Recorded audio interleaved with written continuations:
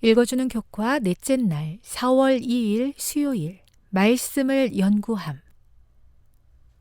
재림교회는 성경 예언에 대한 이해에 있어 윌리엄 밀러에게 많은 빚을 지고 있다.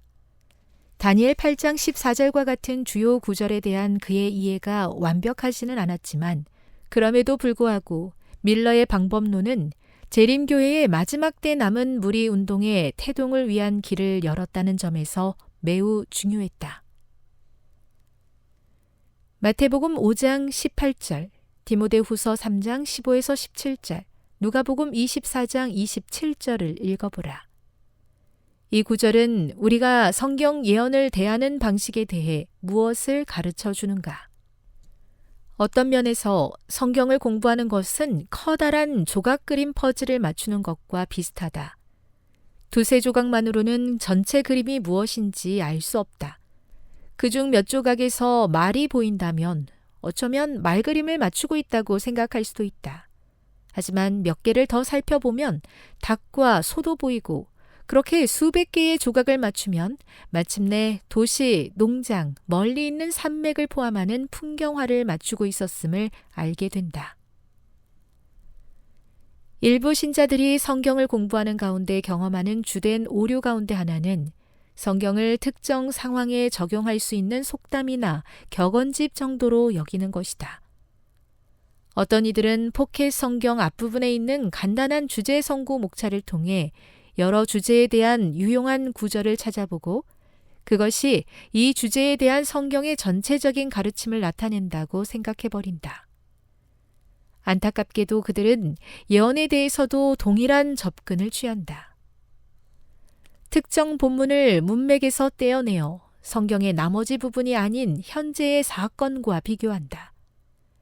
바로 이런 접근 방식 때문에 예언에 관한 현대 서적들이 몇 년을 주기로 계속해서 증보해야 하는데 그것은 무슨 일이 언제 일어날 것인지에 대해 잘못 말했기 때문이다. 그렇기 때문에 어떤 주제에 대한 몇 가지 특정 본문을 선택하는 것뿐만 아니라 그 주제에 대해 성경이 말하는 모든 것을 주의 깊게 연구하고 또 그것이 말하는 맥락을 함께 고려하는 것이 매우 중요하다. 그렇게 하지 않고 그저 문맥과 관계없이 구절을 뽑아내어 자신이 원하는 것을 말하는 데 사용하는 일이 매우 빈번하기에 조심해야 한다. 교훈입니다.